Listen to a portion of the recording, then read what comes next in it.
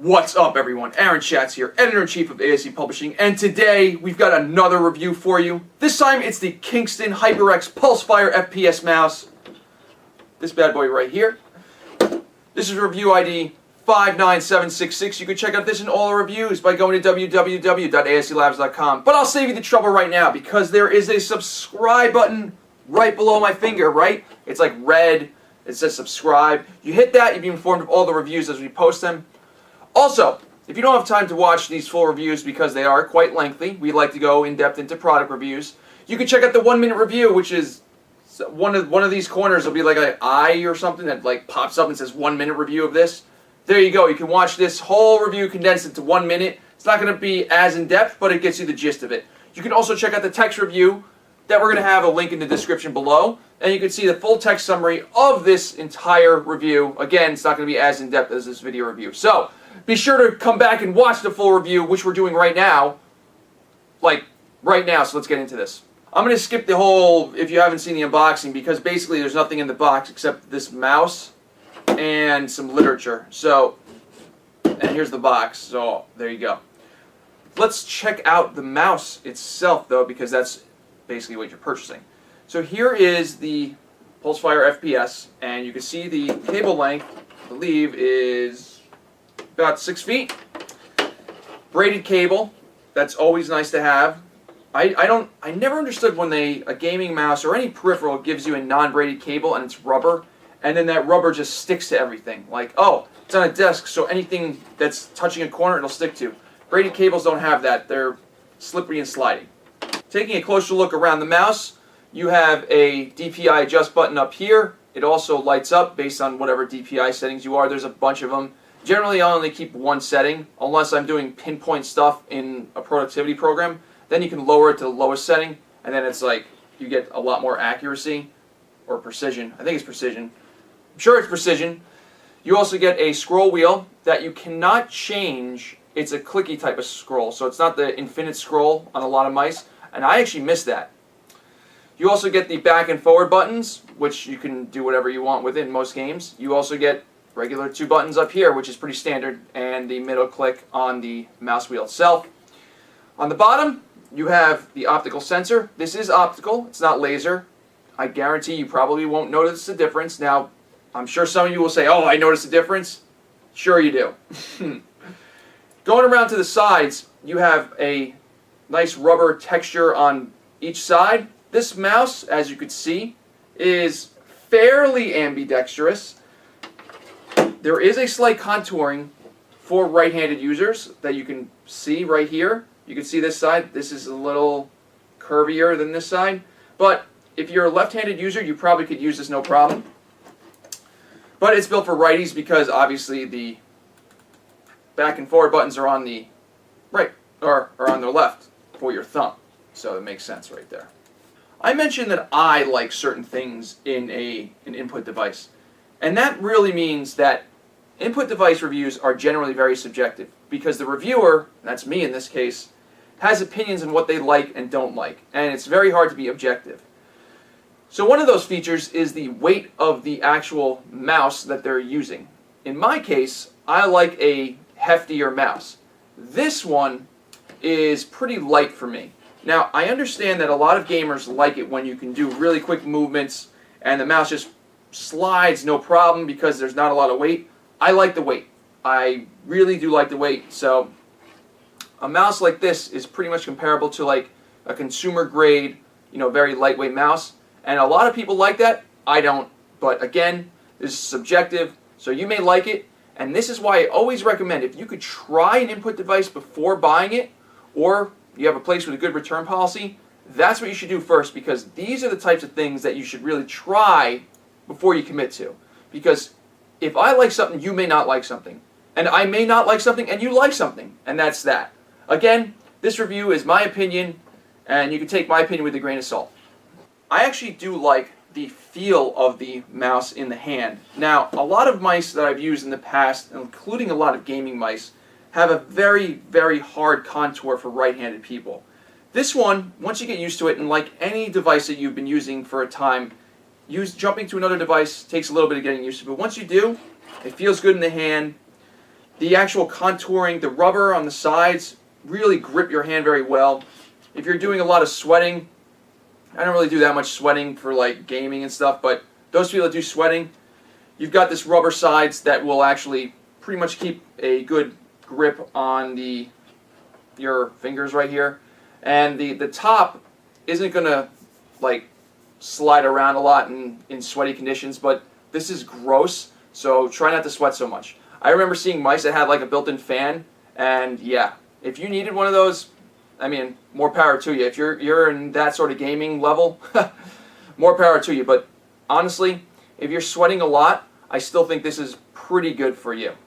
The bottom of the mouse has the two Teflon or non-stick feet that actually glide pretty much on any surface just fine. I still use a very, very thin mouse pad. I just like the surface a lot. But this will glide on any surface. The optical sensor will read on most surfaces except glass, and people that use glass, I don't know why you use glass. Like it's not a great surface to actually use anything on. But if you have a mouse pad, this will just work just fine on that. Like I said, it's a very smooth glide. There's no real friction that you can feel. It's like, without the added heft, I was like, oh wow, it's like, yeah, I didn't even notice myself moving it until I got used to it. So that's that. Again, that's why I like a heftier mouse. I like to know that, you know, that I expect that little bit of friction that this has, but it's very slight, and you're going to get, and if you're not used to it, it's going to take a little bit getting used to, but like, that's all input devices. I know a lot of people will play a whole variety of games. I do as well. I like playing FPS games. I like strategy games. I really like Stellaris, apparently, because I've almost sunk 200 hours into it. That's really scary. All those work extremely well with this. I mean, mice these days are pretty much good to go if you like the feel of them. There are some bells and whistles like the Dpi adjustments, and if you like a faster or slower mouse, you could do it right from the mouse itself, or you can do it from your operating system or anything else. Honestly, mice are the type of thing that you buy because you like the feel of it, not necessarily any of the extra stuff, because you're going to be using something like this every day. So not only is this going to be used for gaming for most people, it's going to be used for your general productivity. And the one thing about the DPI adjustment that I do like about productivity, once you adjust it all the way down to the slowest setting, you can get pretty precise pixel, like if you're doing, let's see how I can describe this. If you're doing work in a Photoshop or something like that, where you need to move a pixel over, if you slow this down to the slowest settings, it's not like you have to worry about the jump being multiple pixels. You can actually slow it down where you can actually move it a little bit and it'll only be one pixel. And that's pretty powerful in productivity environments. On the flip side, if you're a gamer and you really want really fast Twitch gameplay, like you're playing an FPS and you really want that speed increased, you can speed up the mouse a little bit and then you can flick your wrist and you can do 360s all day in an FPS. Honestly, I keep the same speed most of the time because I guess I'm getting older. Here is what the mouse looks like when it's all lit up. Now, I don't have this plugged into my computer, which I'll show you in a second for the DPI adjustments, but this is what you'll actually get when you actually plug in this mouse. You can see that it's lit from the actual sides of the scroll wheel right here, and the actual HyperX logo right here, and the DPI adjustments right here, which actually changes color based on the actual speed, but since I don't have it plugged into a computer, it's not going to do that. One thing I forgot to mention on the scroll wheel, it does not scroll left and right. So if you're used to that, you're going to have to find a different mouse. I'm going to zoom in for you because I'm going to show you this. It's plugged into a computer now. So you can see DPI adjustment right here. So this is, I believe this is the default setting, which is the second slowest. So if you click this, you can see that the color changes, and that's faster, faster, and I think that's the slowest setting, and then that's the normal setting. So you get 4 settings. Like here's red, 1, 2, 3, 4. That's it. So you get 4 settings, and here's the red in the front, and here's the HyperX in the back. It's a really nice looking mouse. I mean, I will say that.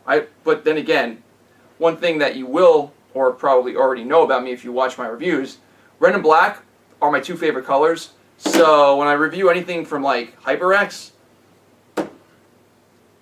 that basically means that they just won on the color scheme, because those are my 2 favorite colors. The Kingston HyperX Pulsefire FPS retails for about $50 right now. And at that price, it's a good entry-level gaming mouse. That being said, like any input device review that I do, I always say you should really try it before you buy it. For me, I would not buy this just because it's not as weighty as I like. That doesn't mean it's not a good mouse.